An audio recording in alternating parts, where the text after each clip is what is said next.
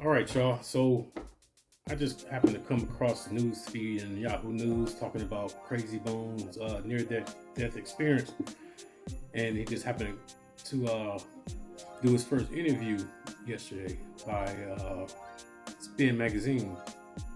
The interview was with Kylie Houston. It says, Bone Thugs Harmony Krayzie Bone is lucky to be alive. On September 25th, the artist-born Anthony Henderson checked himself to the Ronald Reagan UCLA Medical Center emergency room in LA after he coughed up copious amounts of blood. So Krayzie Bone, who'd been diagnosed with pulmonary embolism, it's a rare chronic disease caused by inflammation. That happened to him back in 2016. He was planning on being home within a few hours of turning himself in or checking himself into the hospital. After all, in 2018, Krayzie Bone experienced a similar situation, but he cleared up quickly, right? So he was able to go home the same day back in 2018. So knowing that, he didn't want to panic or figure he'd be waiting until the morning to see if it cleared up. This was far more serious. The man woke up 10 days later. His life hanging in the balance. The 50-year-old Cleveland native had been placed in a medical-induced coma after an artery burst inside of his left lung, leading to a persistent bleed.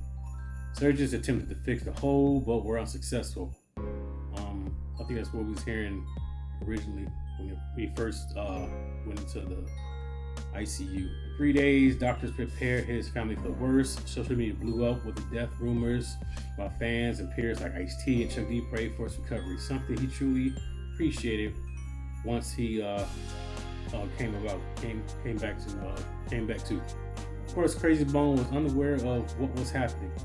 On the 4th day of his hospitalization, the fix finally worked, and despite the long odds, he was eventually discharged, albeit 25 pounds lighter. Since then, he's been hitting the gym and upping his protein intake. And even better, he's also gearing up for his first post-hospitalization performance with Bone on the 16th of December. Just a few days. In his first interview since he left the hospital, Krayzie tells Spin over the phone about the day he was admitted and how the whole experience changed him. There was a one-on-one talk over the phone between Krayzie and Kylie, and these were the questions she asked and his responses were. What happened on the day that you went into the hospital, Krayzie? Well, that weekend my cough had increased a lot. I didn't pay any attention to it. I thought it was going to come and go, you know. I was in Sacramento for the weekend, and when I went back home, the cough just kept going. I was up playing Xbox one night, and I coughed, and something came up that didn't feel like the usual phlegm. When I spit it out, it was nothing but blood. When I woke up the next day, it cleared up, so I thought it was cool.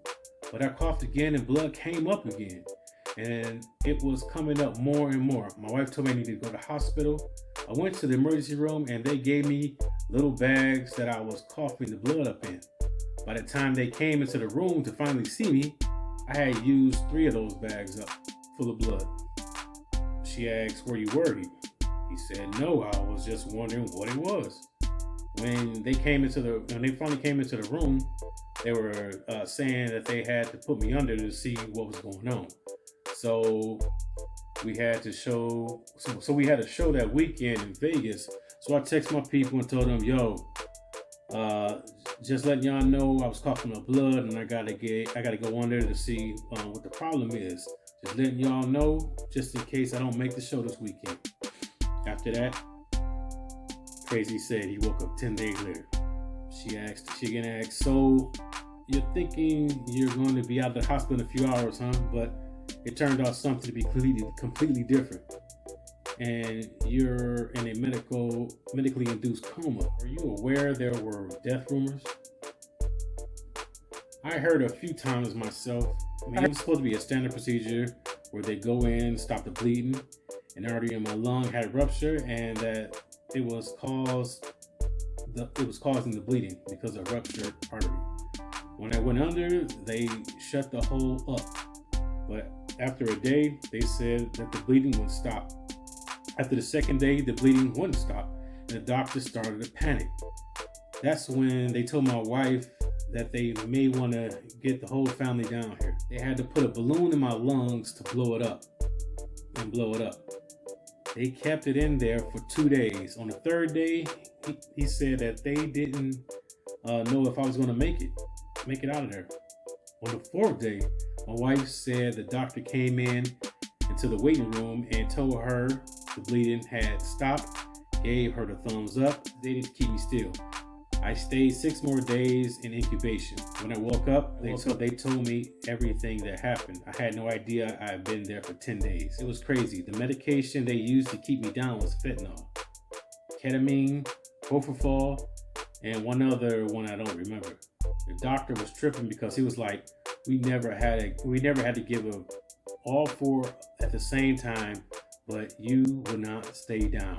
My tolerance was very high. One doctor was like, I'm very impressed. This was very impressive. I've never seen anybody like this. Holly asked, what were you thinking at that moment? Krayzie said, it was crazy. It was crazy. I knew it was crazy because when I woke up and my brother and my father from Cleveland was there, I was like, what the hell are they doing here? All my kids were there, Lazy, Flesh, Wish, were there in the hospital every day. So when I woke up, I was like, damn, why is everybody so uptight? What the hell is going on? Holly asked, were you aware of how dire your situation was? He said, I didn't even know how serious it was until I woke up. They informed me of everything that was going on. The ICU, I don't know if it's what they see every day, but their outlook was grim. They were like, he might not make it out of here. The lung function on his left side is completely dead. He will need a lung transplant. This is everything they're telling my family when I'm in the process of waking up. When I wake up, everybody's looking grim. They're gearing me up for a lung transplant. So they sent me right over to the Ronald Reagan Center because my primary doctor, when she heard them talking about a transplant, she was like, wait, let's slow down here. This is my patient. I just had a visit with him and he just had one of the best breathing tests he had in a long time. We need to slow this down. I don't think he needs a lung transplant. That's when I was in the hospital for so long. That's why I was in the hospital for so long. They were doing a whole evaluation. He asked, they weren't going to let you go unless they were sure you were going to be all right. Yeah, so they did all kinds of tests and said, well, we don't think you qualify for a lung transplant because you still have a substantial amount of blood pumping through the bad part of your lungs and your lungs are still functioning. They were thinking about doing a resection where they cut out the bad part of the lung. They came back again and said, after looking at your lungs further, we feel like we shouldn't even do that. We hear you work out 4 or 5 times a week and do shows on the weekend. That's not a sign of a person who needs a lung transplant or for us to go in and tamper with anything. That's the quality of life you have now. So they put me on this medication to prevent what happened from happening again. She then asked, so that's the aftercare? Are you on this medication forever? Krayzie said yes. They're monitoring it. I have these holes in my lung called Is this part of the sarcoidosis condition you were diagnosed with in 2016? The sarcoidosis, they said, has been in remission for a while, but the damage it did to my lungs is irreversible.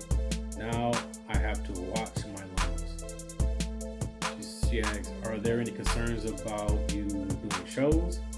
He said, they don't want me traveling for the rest of the year, but they were really happy to hear I was back in the gym and doing physical therapy with the personal trainer. I lost like 25 pounds in that hospital. She finally asked, what's the biggest takeaway from this near-death experience?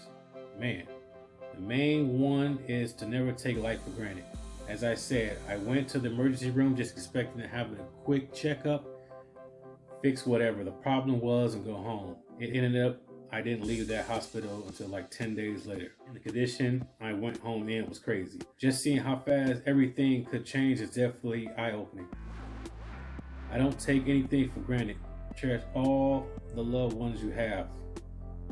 Oh, there it is. That's the first interview Krayzie Bone did for Spin Magazine, and it's good that the brother made it.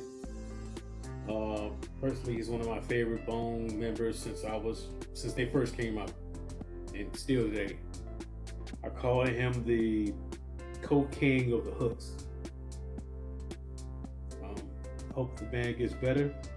I'm glad he's out. I'm glad he's still alive. I'm glad he's doing better. I appreciate y'all watching. Like, share, subscribe. All you Bone Thugs fans. I'm a Bone Thugs fan too. It's my first blog or talk or whatever. I just wanted to get this out the right way. So thanks for watching.